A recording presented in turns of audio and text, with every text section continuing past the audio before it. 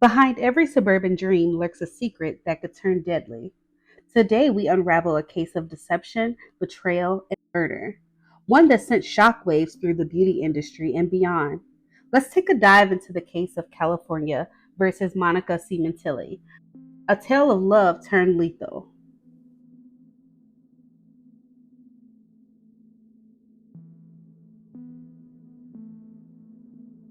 Welcome to LitiJust, where law, crime, and true stories collide.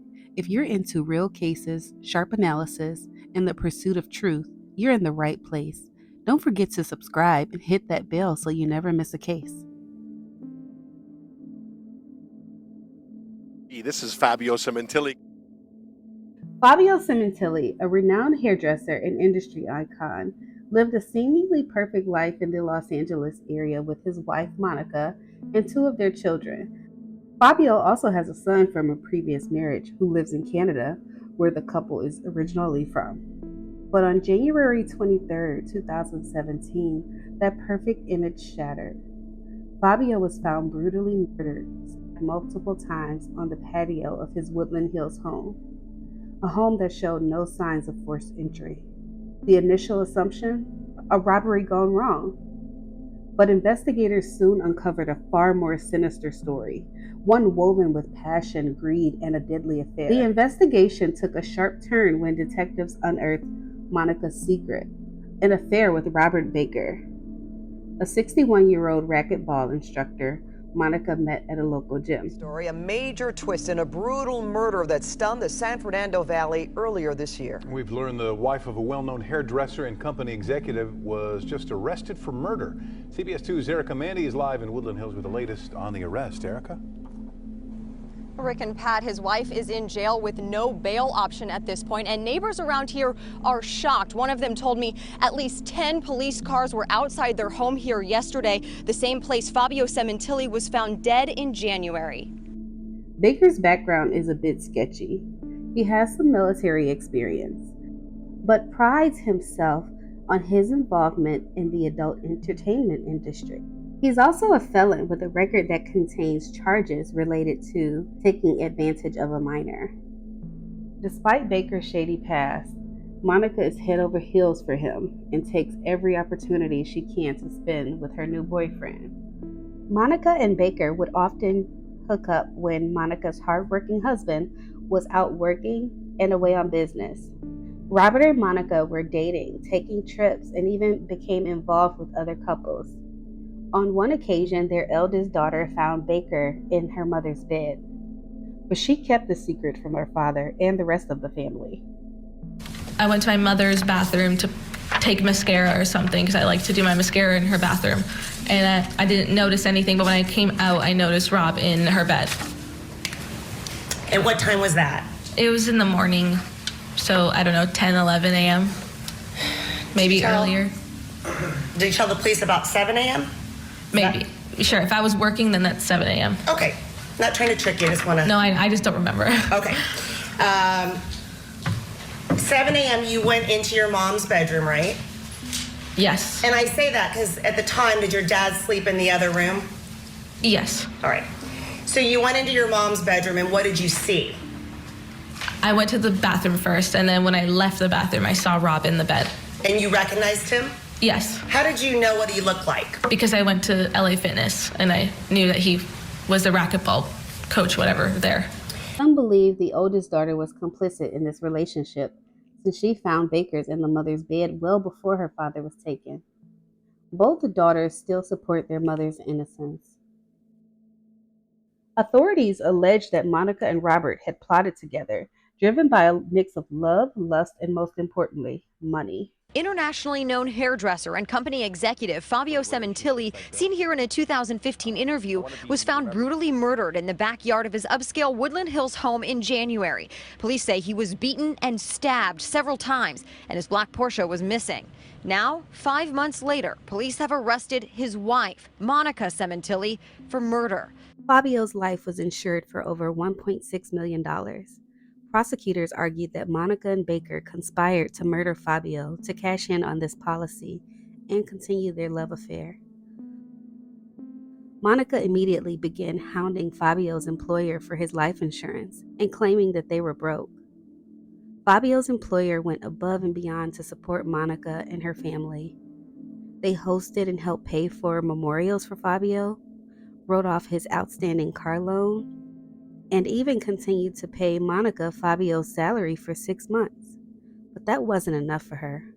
When she learned she had to be cleared by law enforcement before the life insurance payments would be released, she turned cold towards the very people who were trying to help her. Surveillance footage showed Robert Baker scouting the Sementilli home weeks before the murder. Monica even gave Baker remote access to their security system so he could have access from his cell phone. Phone records indicated over 5,000 calls between Monica and Baker in just a few months. Their conversations, later retrieved by investigators, revealed cryptic messages about freedom and starting fresh. On the evening of January 23, 2017, Monica allegedly sent Fabio outside to relax. That's when Baker and his accomplice, Christopher Austin, emerged from hiding. Fabio was ambushed, stabbed nearly a dozen times. The killers fled in Fabio's Porsche, attempting to stage the crime as a robbery.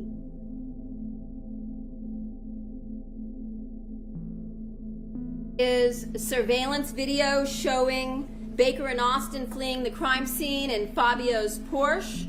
Baker took Fabio's keys from the kitchen, and at 4:53 he drives away in the Porsche. Monica was out shopping to create her alibi, while allowing her youngest daughter to arrive home first to find this gruesome crime scene. But law enforcement knew something was off. There were no signs of forced entry, and Monica's behavior after the murder raised suspicions. Instead of showing grief, she appeared detached, according to those who knew her. The recent widow did not show many signs of grief. She was too busy spending late nights with her boyfriend, now that her husband was no longer standing in between them. Investigators continued to put pieces of the puzzle together. The wife of the decedent, she wasn't crying, no tears, no runny nose. Seemed kind of odd. That didn't look like someone that was grieving. Yes, I mean, I'm well aware that people grieve differently, but I thought her behavior seemed odd, a little forced. And I recall telling Detective Parshall that I said she's full of crap when we walked out of the house. At one of the memorials held in Canada, evidence showed photos and videos Monica sent to Baker. So on February, that funeral in Canada, February 3rd, 4th, 5th, and you wrote down that Monica was feeling ill and emotional, and so you took her home early. Do you remember taking her home early? Yes, from the reception. From the reception. She was drained physically, she was emotionally drained and physically exhausted. Correct. Is that fair? Okay. Yes. And you stayed with her until your parents got home because you were worried about her. Yes. Did you know that those 3 days, February 3rd, 4th, and 6th, that she was sending explicit, graphic, sexually explicit photos of herself naked to her boyfriend? No, obviously I did not know. And did you know that she was sending them from your parents' house? I had no idea. If I may approach to show some photos.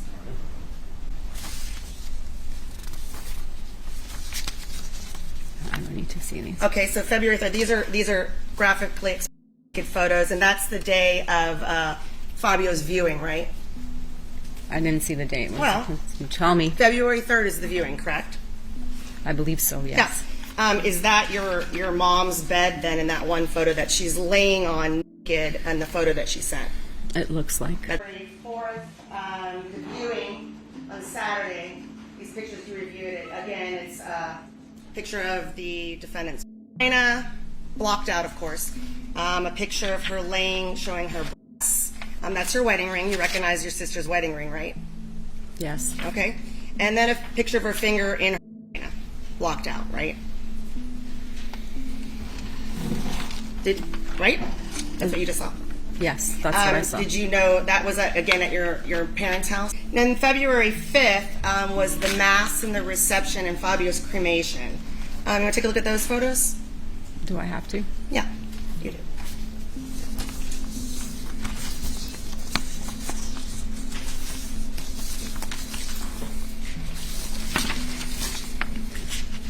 So you recognize that as the good photo in the bathroom showing her vagina and her bare breasts. Is that your parents' bathroom?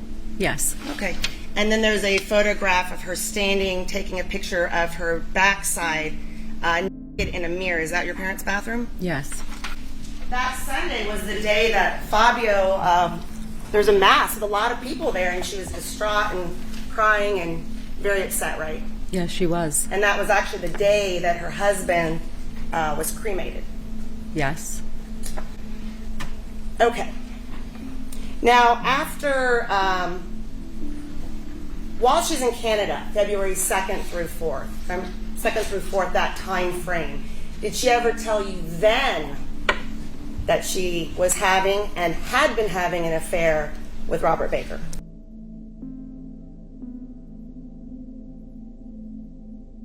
After years of investigation, California versus Monica Sementilli went to trial. Prosecutors argued that Monica had manipulated Baker into killing her husband, luring Fabio outside while Baker and Austin lay in wait. The attack was swift, brutal, and calculated. Fabio never stood a chance.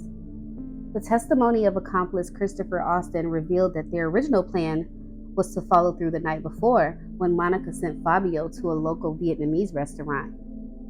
There, Austin would have made his first attempt, except Austin said he couldn't follow through. Nobody brought that up to you from the team that you're speaking with, whether it be the detectives or the prosecutors, correct? Yes. So that was new information that you were providing to the team, right? Yes, ma'am. Before we left the apartment, he got a text message from his girlfriend at the time that she was going to send him to the store and where he went. So we went directly there. And when you say his girlfriend, you meant the defendant? Yes, ma'am. So he told you she sent a text, or you saw him get a text, and he said she's sending him to the store. Yes, ma'am. And then did you drive directly to this location? We drove directly to that location. When you got back to the car then, what happened? I told him I couldn't do it. He asked what happened. I told him I couldn't do it. I was like, can't be done. What did he say to you? He said, it's all right, I'll let her know.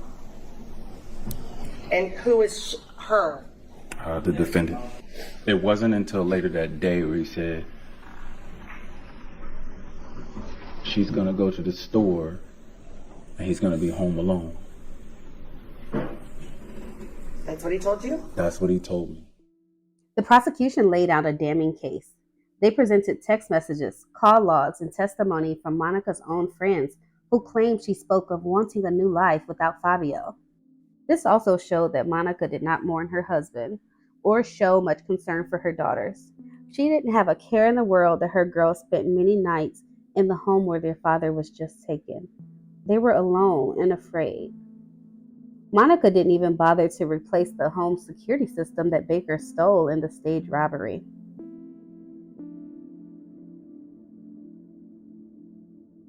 Although Robert Baker has already pled no contest to the murder charge, which includes a special circumstance of murder for financial gain and murder while lying in wait, Monica's defense team tried to paint a different picture. They claimed she was a loving wife, unaware of Baker's deadly intentions. They suggested Baker had acted alone, motivated by his own obsession with Monica. They argued that Monica's past messages were taken out of context. Despite Baker's plea, Monica never showed any disdain towards Baker for what he did to her husband. Instead, surveillance from the jail revealed their attempts to contact each other. Monica and Baker also made creative attempts at adult acts every chance they got, including on that jail floor. Do the two of you engage in various acts right here in the disgusting, filthy lockup behind this courtroom? Sorry. I think they had us separated the whole time, so no. You didn't engage in any acts? We're separated the whole time, no. Do you consider masturbation to be a sex act? No. Oh, okay. Well, then let me rephrase then. Did you engage in masturbation in the lockup along with the defendant? I know I did. And she did too, right? I think she showed herself since it's the big thing, yeah.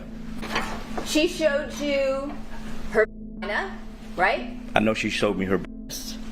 And vagina. She may have. I don't remember. There's It's been a a long whole time. recording where she showed you how she shaved your initials into her hair.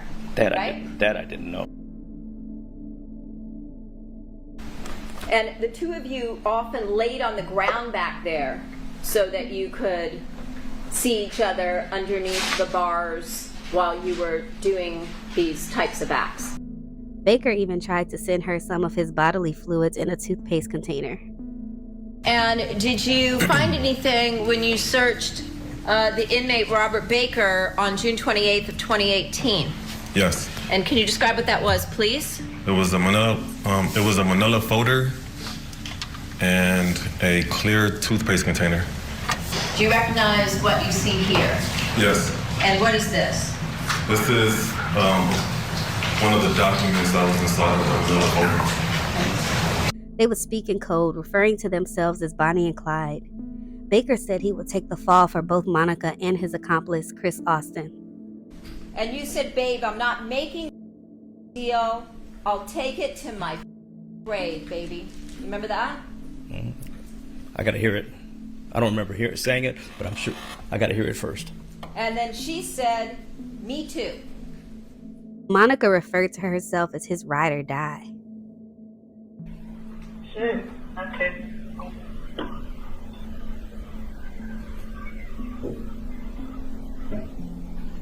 I can't see anything.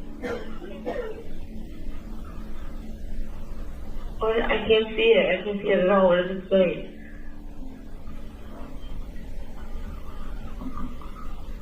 You couldn't see it? It says ride or die. On April 11, 2025, after 3 days of deliberating, the jury returned with a verdict. We, the jury, in the above entitled action, find the defendant, Monica Sementilli, guilty of the crime of murder in violation of Penal Code Section 187A, a felony as charged in count 1 of the indictment. We further find the murder to be of the first degree.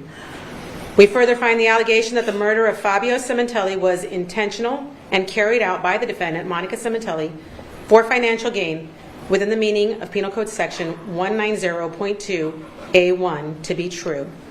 We further find the allegation that the defendant, Monica Sementilli, intentionally killed the victim by means of lying in wait within the meaning of Penal Code Section 190.2A15 to be true. Dated April 11th, 2025, juror seat number 10, four-person. In the same case, title, and cause, we, the jury, in the above entitled action, find the defendant, Monica Sementilli, guilty of the crime of conspiracy to commit murder in violation of Penal Code Section 182A1, a felony as charged in count 2 of the indictment. All right, we're getting ready for a big event tonight, guys. Where are we going? One Direction!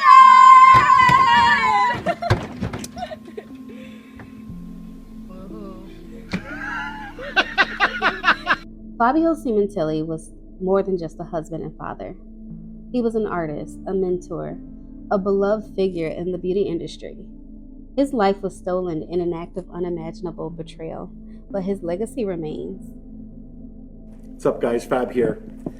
I just thought I would share with you that I'm feeling really thankful.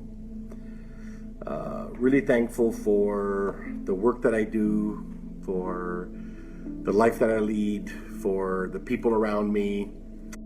Fabio Sementilli's life ended in violence, but his story reminds us that the truth always rises, no matter how carefully you try to bury it.